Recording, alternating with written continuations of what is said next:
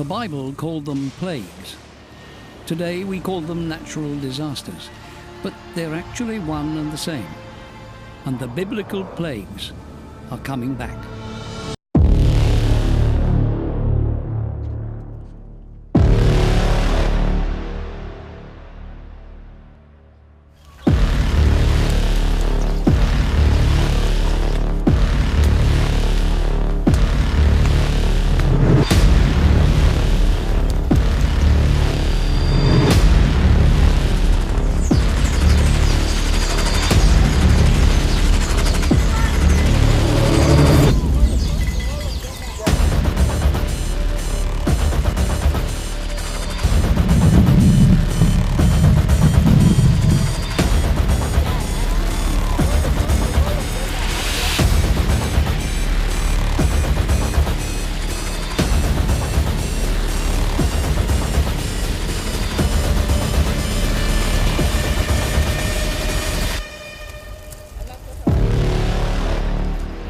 Well, it's a swarm of enormous proportions. Desert locusts are eating their way across large parts of East Africa, and it's the worst outbreak. Somalia, Ethiopia, and Kenya are the worst affected, and Uganda is bracing for an invasion too. They eat and destroy everything on their way. One swarm measured 60 kilometers long and 40 kilometers wide. Hundreds of thousands of acres of crops destroyed. People fight back with whatever means they have. The swarms came from Yemen, then down from the Red Sea to the Horn of Africa. The unusual warm temperatures off the coast are partly to blame. The recent heavy rainfall has created the perfect breeding conditions. The greenery that has sprung up is now fueling them. It has almost become a desperate battle. And it is practically impossible or mockery to intelligence of humankind that this one can be used to control swarms of billions of insects that are destroying our crops and our pasture. The fear is that the locust numbers could increase 500 times in the next few months. UN's Food and Agriculture Organization warns the current invasion of desert locusts in eastern Africa could prove catastrophic for crops and food security in the region. Hundreds of billions of locusts have been wreaking havoc in several countries since November. Ravenous swarms of desert locusts in Ethiopia, Kenya and Somalia, already unprecedented in their size and destructive potential, threaten to ravage the entire East Africa sub-region. The US swarms, potentially containing hundreds of millions of individual desert locusts, can move 150 kilometers a day, devastating rural livelihoods in their relentless drive to eat and reproduce. Desert locust upsurge that is currently occurring not only in Kenya but also affecting Somalia and Ethiopia. They migrate over long distances and they have big hind legs, and they're different from the grasshoppers that are eaten by communities in Western Kenya, what they call tsiswenene. Their migration began on the 28th of December 2019, and as you can see from my map here, they came down into the country from Ethiopia and Somalia. So of course you can imagine, and that's why you've seen the concentration in the northern area counties. 28th of December, by the time they were getting down to Machakos and Embu, that was on the 27th of January, reaching areas close to Baringo around the 20th of January. And according to the latest report by FAO, that's the Food and Agriculture Organization, that's as of last week, Friday, they are now in Kiambere area of Embu County. All right. Now, in a span of about 1 square kilometer, it would have about 40 million locusts. Now, each locust weighs about 2 grams. These animals are able to eat their own weight in food. Ladies and gentlemen, 40 million locusts consume up to 80 metric tons of food per day.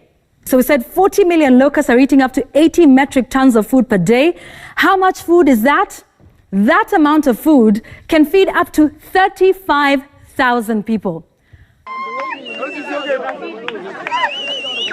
Whistles, drums, screams, and even curses. This is how desperate residents of Masaku have become. A swarm of locusts has been sweeping through the village, leaving a trail of destruction in its wake. Pupils had to forego classes and join the villagers in the chase. Desperate times have called for desperate measures here.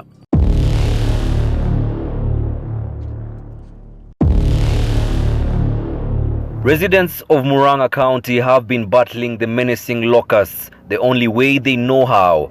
The fast migrating swarms have now swept through 11 counties.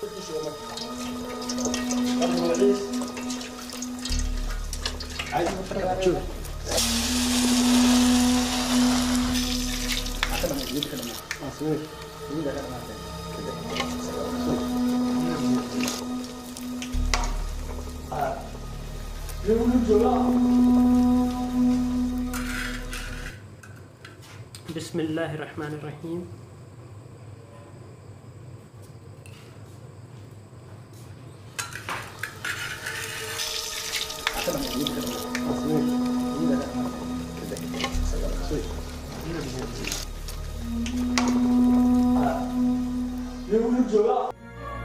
As they fly, swarms join up with other swarms to form gigantic plagues several billion strong and as much as 40 miles wide.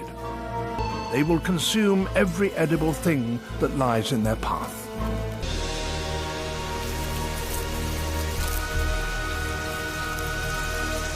This is one of planet Earth's greatest spectacles. It's rarely seen on this scale, and it won't last long. Once the food has gone, the steady roar of a billion beating locust wings will once again be replaced by nothing more than the sound of the desert wind. In all the countries bordering the Sahara, swarms of locusts descend on wide areas of farmland and devour the harvests. They bring famine.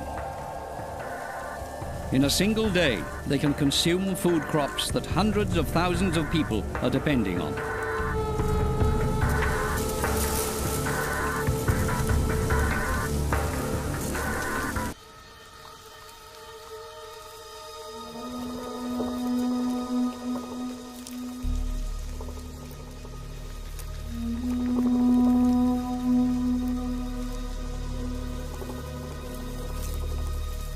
There is no other species on the planet that responds as quickly and as dramatically to the good times as the desert locust. Eggs that have remained in the ground for 20 years begin to hatch.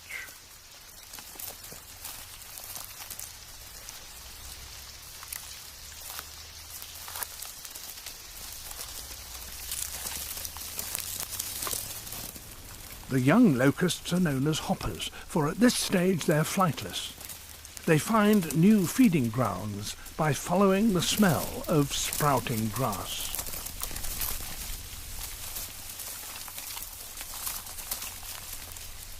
Normally, it takes 4 weeks for hoppers to become adults, but when the conditions are right, as now, their development switches to the fast track.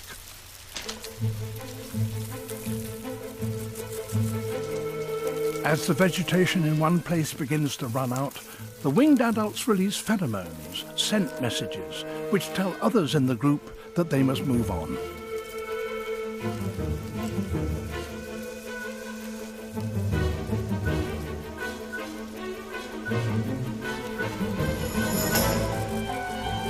And when groups merge, they form a swarm.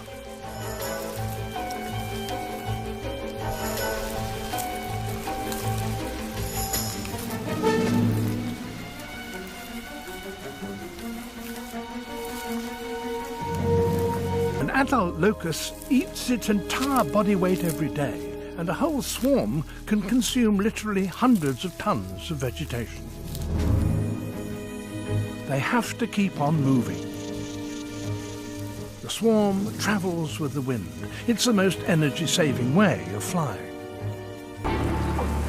Locusts, the ultimate Bible plague.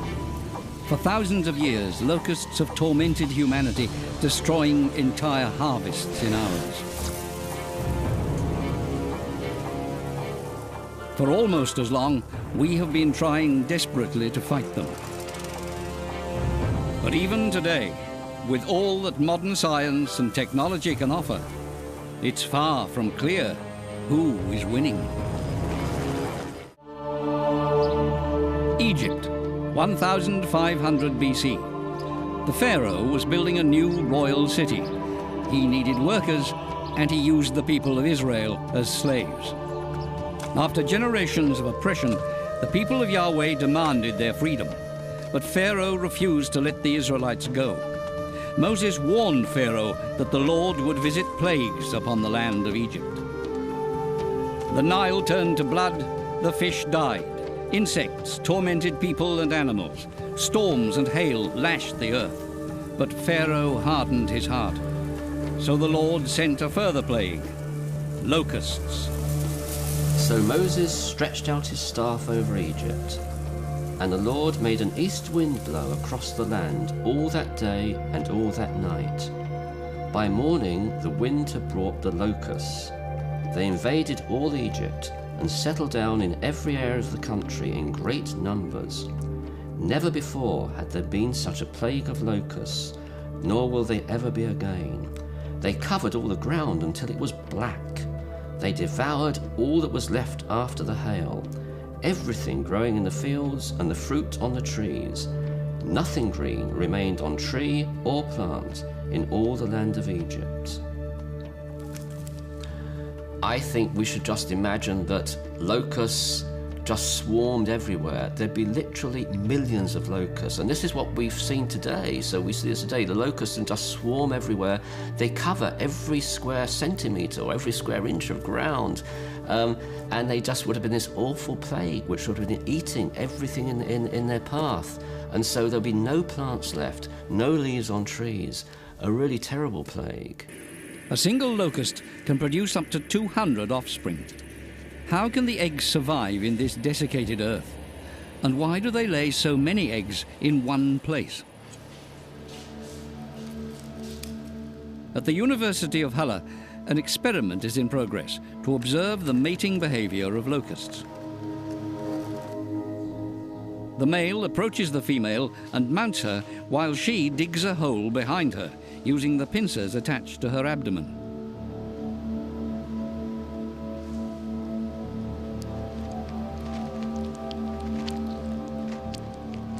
Before laying her eggs, the female prepares the hole. She fills it with a mysterious secretion of foam. Hier sieht man jetzt sehr schön, wie das Heuschreckenweibchen beginnt, den Eischaum zu produzieren und dabei die Eier abzulegen. Pro Gelege befinden sich ca. 70 Eier und das Heuschreckenweibchen bildet in ihrem Leben ca. 3-mal solch ein Eigelege. Nicole Reichenbach has discovered that the foam protects the eggs from drying out, so the eggs can survive in extremely dry or sandy soil.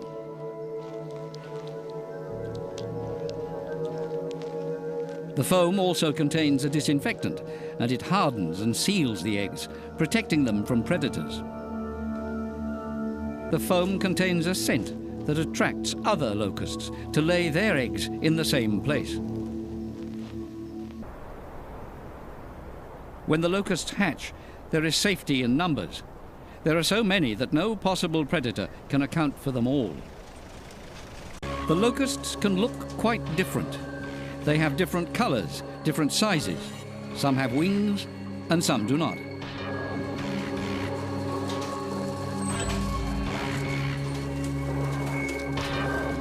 Under certain conditions, solitary locusts can turn into swarming locusts, which fly and keep together.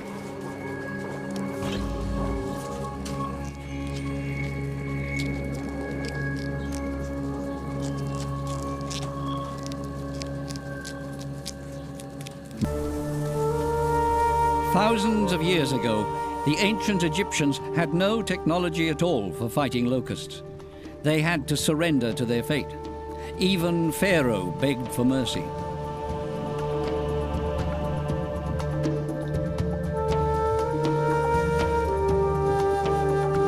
And the Lord turned a mighty, strong west wind which took away the locusts and cast them into the Red Sea. There remained not one locust in all the coasts of Egypt. In the ancient world, they were much more accustomed than we are, that when natural conditions are tough, and they just accepted this. This was a way of life, as it were. They were all part of nature. They would see animals dying all the time, and then humans would die when there were plagues or when there were famines, and this was just something that they had to accept, and they couldn't do very much about.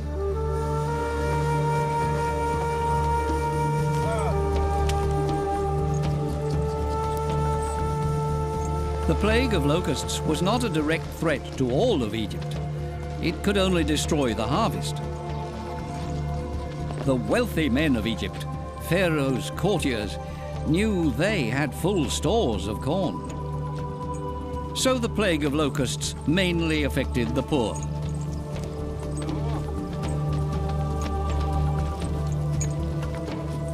But the locusts were not to be the final plague.